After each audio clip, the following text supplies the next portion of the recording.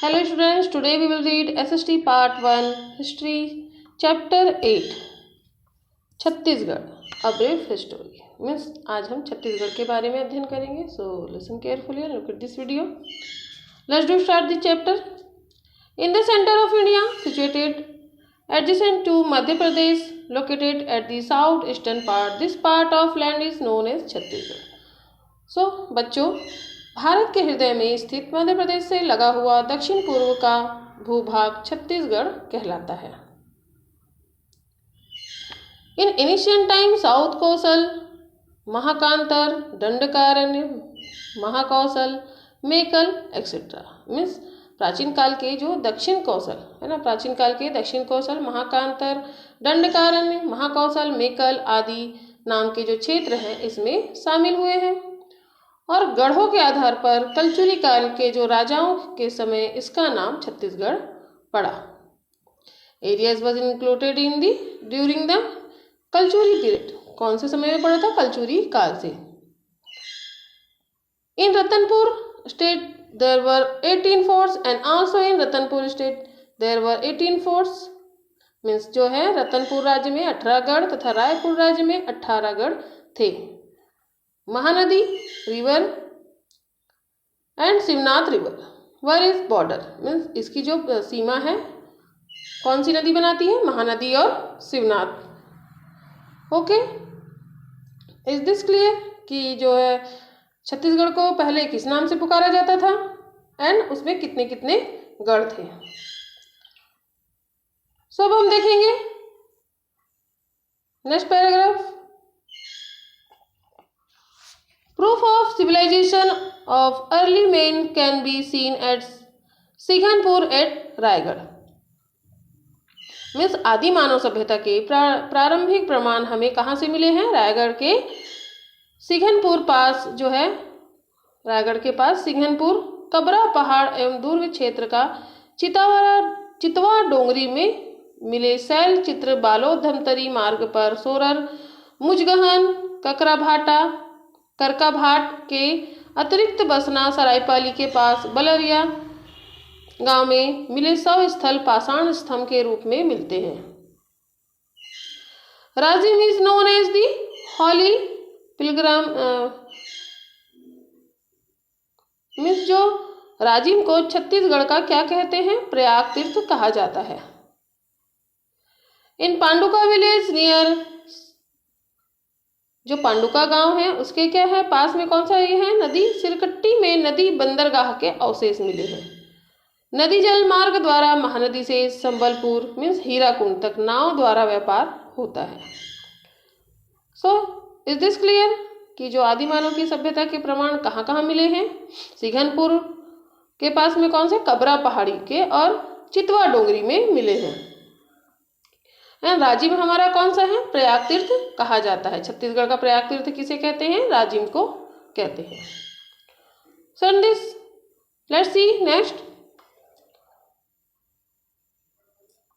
In Surguja district an old theatre is situated.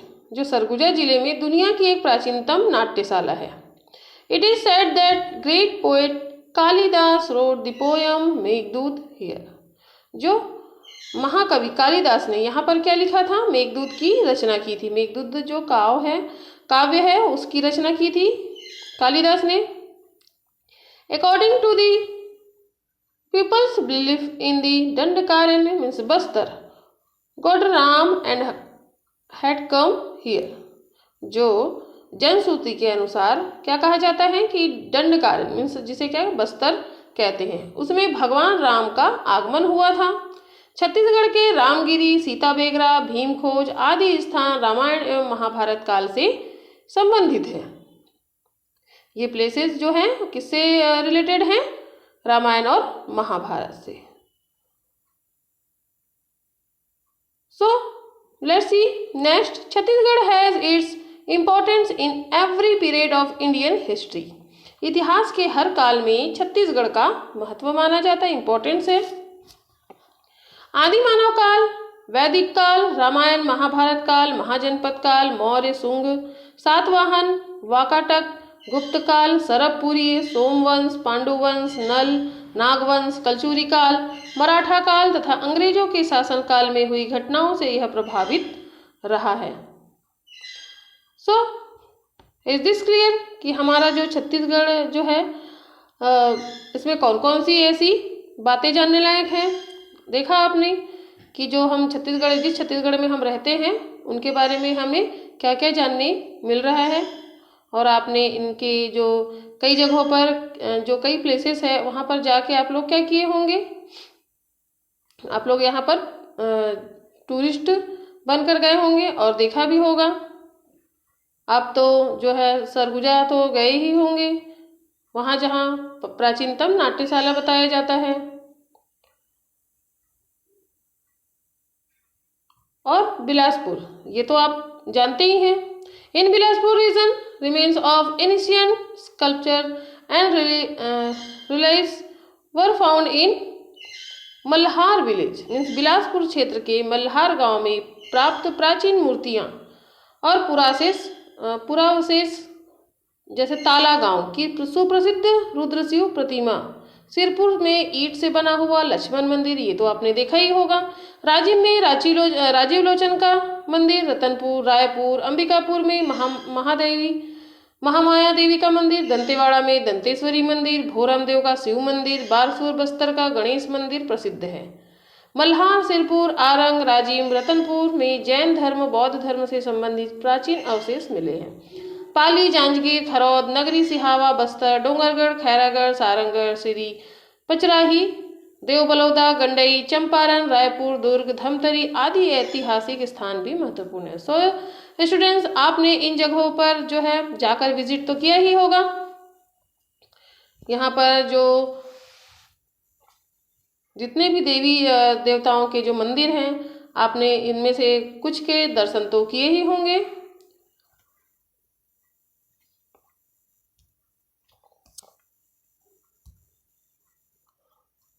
So let's सी, और देखते हैं हम छत्तीसगढ़ के बारे में और कितना जानकारी हासिल करते हैं, क्या है। और in Chhattisgarh near about from the end of 10th century to the mid of 18th century Kalachuri और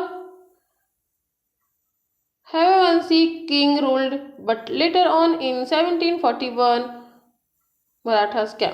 सो जो छत्तीसगढ़ में कलचुरी और हैहवंशी राजाओं ने लगभग 10वीं शताब्दी मीन्स 10th century के एंड में और 18वीं शताब्दी मीन्स 18th century के मिडिल में वहाँ तक क्या किया था, 10वीं से लेकर 18वीं शताब्दी तक के शासन किया था। बाद में यहाँ सन 1741 1741 ईस्वी में मराठों का प्रभाव बढ़ा। भोसलेज ऑफ नागपुर राजकुमार Bimbaji Bhosle ruled Chhattisgarh from Ratanpur and later on rule of feudalism started against English interfered in it after the death of Raja Raghuji III. English rule again started from 1854 to 1947. British rule prevailed in Chhattisgarh. Here there was 14 feudal rules areas and many zamindars were there. Means जो बताया जाता है कि जो नागपुर के भोसले परिवार के जो राजकुमार कौन थे, बिम्बाजी भोसले ने रतनपुर से छत्तीसगढ़ का प्रशासन चलाया था और बाद में सूबेदारी शासन हुआ। फिर अंग्रेजों के द्वारा हस्तक्षेप किया गया। तदनंतर राजा रघुजी तृतीय की मृत्यु के बाद यहाँ अंग्रेजी राज शुरू हो गया। छत्तीसगढ़ में अंग्रेजी प्रशासन कब से चालू हुआ, 1854 से 1947 ईस्वी तक चला, मीन्स 1854 टू 1947 तक। यहाँ पर 14 सामंती राज्य एवं अनेक जमींदारियां भी थी। So let's see, in the society of Chhattisgarh there was followers of Kabir Panth and Satnam पंथ। मीन्स जो छत्तीसगढ़ के समाज में कबीर पंथ एवं सतनाम पंथ की विचारधाराओं का व्यापक प्रभाव पड़ा है। गुरु घासीदास, उनसे तो आप परिचित ही होंगे। गुरु घासीदास युग प्रवर्तक थे। 19th सेंचुरी के जो प्रारंभिक वर्षों में इस अंचल में उन्होंने सामाजिक जागृति का कार्य किया था। So is this clear?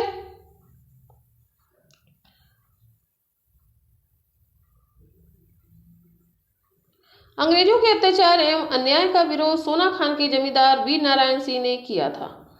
यहाँ पर आप लोग इस पिक्चर को देख सकते हैं। ये शहीद वीर नारायण सिंह का जो है यहाँ पर फोटो दिया गया है। वे छत्तीसगढ़ में सन 1857 ईस्वी की क्रांति के नेता थे। अंग्रेजों ने 10 दिसंबर 1857 ईस्वी को रायपुर में सैनिकों और जनता की उपस्थिति में उन्हें फांसी दे दी थी। 18 जनवरी 1858 को रायपुर फौजी छावनी हनुमान सिंह राजपूत के नेतृत्व में क्रांति हुई थी, जिसमें एक अंग्रेज अधिकारी सिडवेल मारा गया। अंग्रेजों ने जिन क्रांतिकारियों को गिरफ्तार कर 22 जनवरी 1858 ईस्वी को फांसी दी, उन शहीदों के नाम हैं गाजी खां, अब्दुल हक, मुल्लू, शिवनारायण, पन्नालाल, माता दीन, ठाकुर सिंह, अकबर हुसैन, बली दुबे, लल्ला सिंह, बुद्धू, परमानंद, शोभाराम, दुर्गा प्रसाद, नजर, मोहम्मद सिंह, गोविंद एवं देवी दीन। इन शहीदों को कभी नहीं भुलाया जा सकता, जिनके त्याग एवं बलिदान में जनता में जागृति उत्पन्न की। इन्होंने क्रांतिकारी नेता हनुमान सिंह राजपूत अंत तक गिरफ्तार नहीं किए जा सके। सो स्टूडेंट्स, देखा आपने जो है क्रांतिकारियों के त्याग को। इन्होंने जिस प्रकार से क्रांति में हिस्सा लेकर अपना जो सहयोग दिया है उसे हम कभी नहीं भूल सकते। छत्तीसगढ़ लिटरेसी स्कॉलर्स वर पंडित गोपाल मिश्र, पंडित माखनलाल मिश्रा, पोएट खंडेराव, बाबू रेवाराम। जो छत्तीसगढ़ के साहित्य साधकों में, अभी तो हमने क्रांतिकारों के नाम हमने आपको बताया, अब हम देखेंगे यहाँ पर छत्तीसगढ़ के साहित्य साधक कौन है। लिटरेचर पंडित गोपाल मिश्र, पंडित माखन मिश्र, कवि खंडेराव, बाबू रेवाराम कायस्थ, पंडित शिवदत्त शास्त्री, गौराहा, पदुमलाल, पुन्नालाल बख्शी, महामहोपाध्याय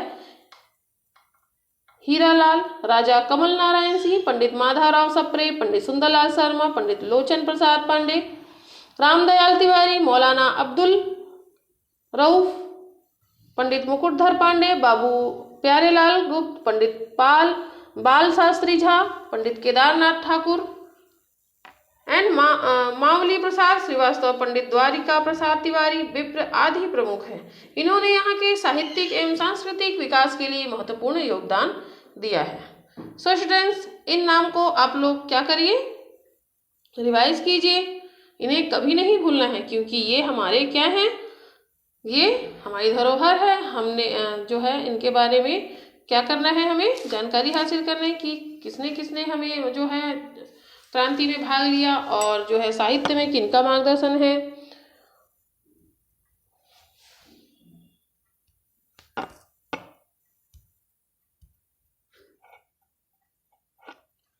सो let's see, Pandit Sundarlal Sharma, Thakur Pyarelal and Khubchand Baghel did important work for the welfare of the backward class. Present and worker Mahatma Gandhi praised Pandit Sundarlal Sharma for the reformation of society. Means जो इन्होंने कौन से कार्य किए कि जो छत्तीसगढ़ के जो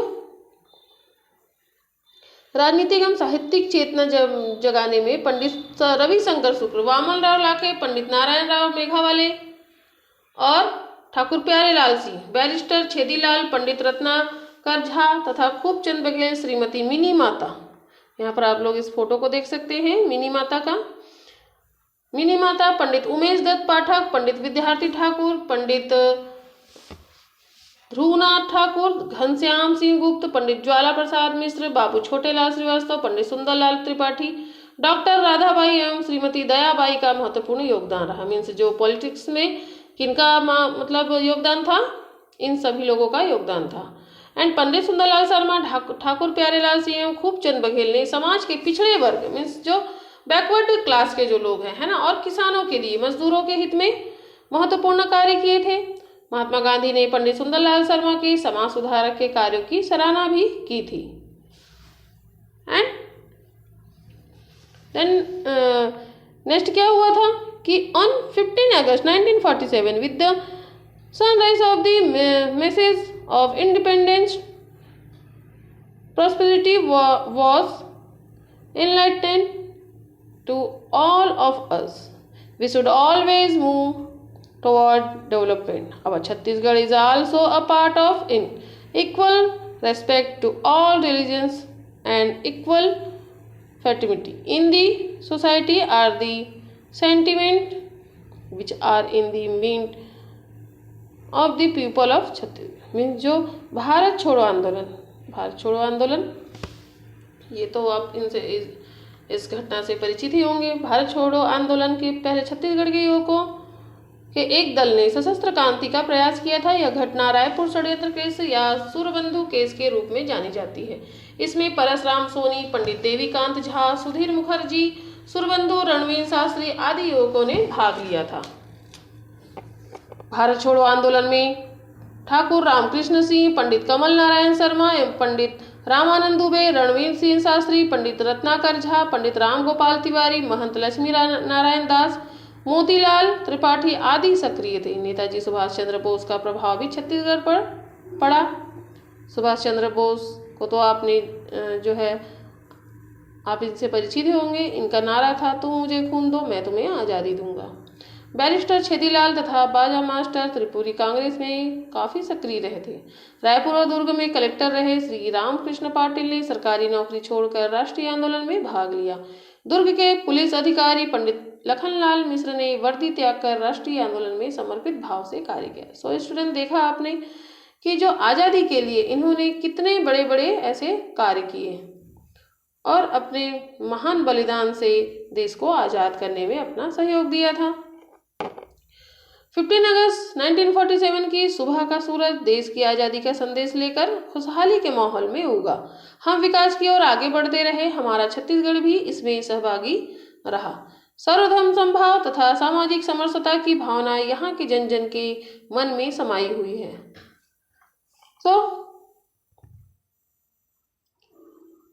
culture of Chhattisgarh is glorious and the custom are remarkable. जो छत्तीसगढ़ की संस्कृति गौरवशाली रही है, यहाँ की परंपराएं अद्भुत है। That makes the people to come closer to each other. हम क्या करते हैं, जो लोगों के एक दूसरे से क्या करती है, ये जो परंपराएं हैं वो एक दूसरे से जोड़ती है। Like a following water of holy rivers Mahanadi, the sentiment to respect for all religions in the ideas of the people of Chhattisgarh. Means जो महानदी की पवित्र जलधारा की तरह सर्वधर्म समभाव की भावना यहाँ के लोगों के विचारों में समाहित है। So students, is this clear कि आपने जो है छत्तीसगढ़ के बारे में कितना कुछ जाना और जो है हम कहाँ रहते हैं, हम छत्तीसगढ़ में रहते हैं, तो छत्तीसगढ़ के बारे में जानना हमारा क्या है, कर्तव्य है। हमें किस प्रकार आज़ादी मिली और किन्होंने कैसे कैसे अपने योगदान दिए हैं, तो इन बलिदानों को हमें क्या है नहीं भूलना चाहिए। सो स्टूडेंट्स, इस चैप्टर को आप लोग एक बार फिर से दोहराइए और इन नामों को याद कीजिए। Okay, take care.